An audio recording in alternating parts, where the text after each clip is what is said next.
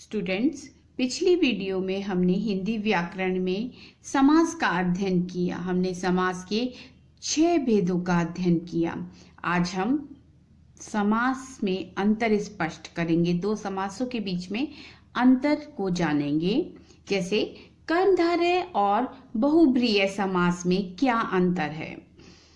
कर्मधारय और बहुब्रीहि समास में अनेक उदाहरण समान होते हैं, यानी उसमें कई उदाहरण आपको मिलेंगे जो समान होंगे। इस अंतर को स्पष्ट करने के लिए आपको उसका विग्रह करना पड़ेगा। समास पद का जब आप विग्रह करेंगे, जैसे कि मैंने आपको पिछली वीडियो में भी बताया था कि विग्रह के ऊपर निर्भर होता है कि ये समास पद का जो विग्रह आपने किया है ये किस समास के अंतर्गत जाएगा। आइए जानते हैं। कर्मधारय और बहुब्रीहि समास में अनेक उदाहरण समान होते हैं। इनमें अंतर स्पष्ट करने के लिए इसका विग्रह करके देखना चाहिए। कर्मधारय समास के दोनों पद में विशेषण विशेष्य अथवा उपमेय उपमान का संबंध होता है। या तो कर्मधारय समास में पहला पद विशेषण होगा और दूसरा पद विशेष्य, या एक उपमेय होगा और दूसरा उपमान होगा। जबकि बहुब्रीहि समास में दोनों पद अप्रधान होते हैं, यानी दोनों पदों में से कोई भी गौण या बड़ा नहीं होता, ना पूर्व पद ना उत्तर पद, लेकिन दोनों पद मिलकर किसी और तीसरे की अर्थ की ओर संकेत करते हैं, यानी किसी तीसरे के बारे में कहते हैं। आइए हम इसे उदाहरण से स्पष्ट करेंगे।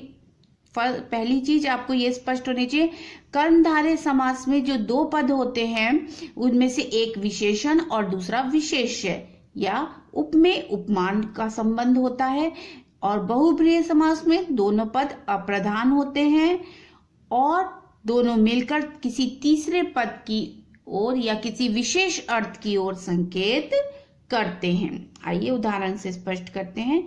महात्मा, महान है जो आत्मा। ठीक, सिर्फ इतना लिखना है, महान है जो आत्मा, महा आत्मा। ठीक है, अगर आप इसका विच्छेद करेंगे संधि विच्छेद तो महाधन आत्मा होगा, लेकिन यहाँ पर हमें समस्त पद का क्या करना है, विग्रह करना है। महान है जो आत्मा, तो ये किसके अंतर्गत जाएगा, ये किसके अंदर जाएगा, ये जाएगा कर्मधारय समास के अंतर्गत। ठीक है, ये किसके अंतर्गत जाएगा, ये जाएगा कर्मधारय समास के अंतर्गत। यानी आत्मा कैसी है, महान। महान यानी उसकी विशेषता बताई जा रही है, महाआत्मा। ठीक, आगे देखते हैं इसी का सेम वही उदाहरण, महात्मा। अब इसका विग्रह निर्भर करता है कि ये किस समास के अंतर्गत जाएगा। महान है आत्मा जिसकी, अर्थात आप जिसकी तक भी लिखेंगे तो भी ये किस में जाएगा, बहुब्रीहि समास में। लेकिन मैं आपसे कहूंगी कि आप अर्थात करके लिखेंगे तो आपको भी स्पष्ट रहेगा। महान है आत्मा जिसकी, अर्थात संत, पुरुष, गांधी, इन तीनों में से आप एक लिख सकते हैं। जैसे महान है आत्मा जिसकी, अर्थात महात्मा गांधी, ये भी आप लिख सकते हैं। आप लिख सकते हैं महान है आत्मा जिसकी, अर्थात संत, है ना। महान है आत्मा जिसकी, अर्थात महापुरुष। ठीक, तो आप इस तरीके से लिखते हैं और ये किसके अंतर्गत जाएगा, बहुब्रीहि समास के अंदर। ठीक, ये आपकी समझ में आया। जहां आप जिसकी अर्थात करके लिखेंगे, कि मैंने बताया था बहुब्रीहि समास में जिसकी वाला अर्थात इन शब्दों का हम प्रयोग करते हैं। ठीक, अगर हम यही लिख देंगे महान है आत्मा तो ये फिर कर्मधारय समास में चला जाएगा। हमको बहुब्रीहि समास में लिखना होगा महान है आत्मा जिसकी, अर्थात संत। ठीक, आगे दूसरा उदाहरण देखते हैं, कमल नयन। ठीक, दोनों उदाहरण समान है, कमल नयन, कमल नयन, कमल नयन। अगर हम कर्मधारय समास में देखेंगे, नयन कैसे बताएं, कमल के समान। कमल उपमा दी है, जैसे हम कहेंगे कमल नयन तो कमल के समान नयन, है ना। तो जहां पर उसकी उपमा दी गई है, उसकी तुलना की गई है वहां पर। ये क्या है, उपमेय और ये उपमान। ठीक, कमल नयन, कमल जैसे नयन, नयन किसके समान है, कमल के समान, तो ये किस में जाएगा, कर्मधारय समास में। किस में जाएगा, कर्मधारय समास में। अब इसका दूसरा उदाहरण, यही उदाहरण हम दूसरा विग्रह देखते हैं। कमल नयन, कमल जैसे नयन है जिसके, अर्थात श्री कृष्ण। यहाँ तीसरे की ओर संकेत किया है कि कमल नयन वाले कौन, भगवान श्री कृष्ण। इनमें दोनों में नहीं आ रहा, पूर्व पद और उत्तर पद, इसका मतलब दोनों कोई प्रधान नहीं है, लेकिन जो अर्थ निकल रहा है किसी तीसरे की ओर संकेत कर रहा है कि भगवान श्री कृष्ण के नयन कमल के समान है ना, अर्थ इसका ये निकला। तो आप यही देखेंगे कि जो दोनों ही शब्द एक है, लेकिन इसका विग्रह करने से ये स्पष्ट होगा कि ये आप किस समास का आपने विग्रह किया है। ये किस में जाएगा, बहुब्रीहि समास में। ठीक, अब आगे अगला उदाहरण है कि नीलकंठ। साफ है कि कंठ के बारे में कहा गया है जो नीला है, नीला विशेषता हो गई, ये कंठ, नीलकंठ, नीला है जो कंठ। ठीक, ये किस में जाएगा, कर्मधारय समास में। ठीक, और जैसे ही आपने इसका विग्रह इस प्रकार किया, नीला है कंठ जिसका, अर्थात शिव। तीसरे की ओर संकेत किया कि कंठ किसका नीला है, शिव का, शिव की ओर संकेत कर रहा है, तो ये किस में जाएगा, बहुब्रीहि समास में। ठीक, इतना स्पष्ट हुआ आपको। आगे देखेंगे हम द्विगु समास और बहुब्रीहि समास में अंतर।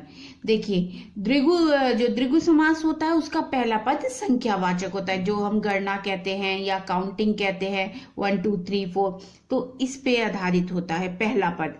ऐसे ही बहुब्रीहि समास में भी बहुत सारे उदाहरण आपको ऐसे मिलेंगे जिसमें पहला पद नंबर में होगा, यानी संख्यावाचक होगा। आइए अब हम इसका स्पष्ट करते हैं। इसका द्विगु समास में पहला पद संख्यावाचक होता है। एक ही शब्द द्विगु समास अथवा बहुब्रीहि समास में हो सकता है, सेम शब्द हो सकते हैं दोनों में। जैसे जो शब्द द्विगु समास में जाता है वो बहुब्रीहि समास में भी जा सकता है।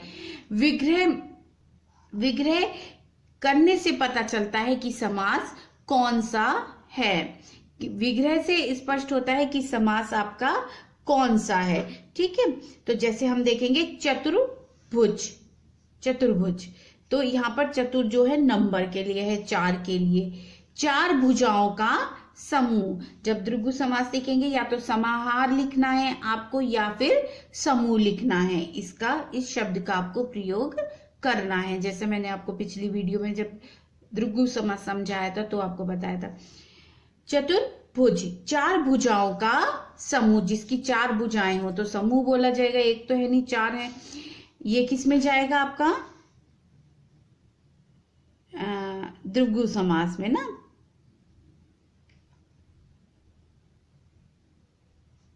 ये आपका जाएगा द्विगु समास में। ठीक, ये आपका द्विगु समास में जाएगा।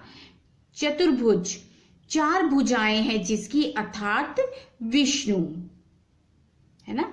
अब आप देखेंगे चतुर्भुज सेम, दोनों में समान लिखा है। ठीक है, एक ही शब्द है, एक ही समास पद है, लेकिन विग्रह पर निर्भर हो जाता है कि ये द्विगु समास में जाएगा और ये बहुब्रीहि समास में जाएगा। 4 भुजाएं हैं जिसकी, 4 भुजा हैं जिसकी, और तीसरे की ओर संकेत किया, अर्थात विष्णु, तो ये किस में जाएगा, बहुब्रीहि समास में जाएगा।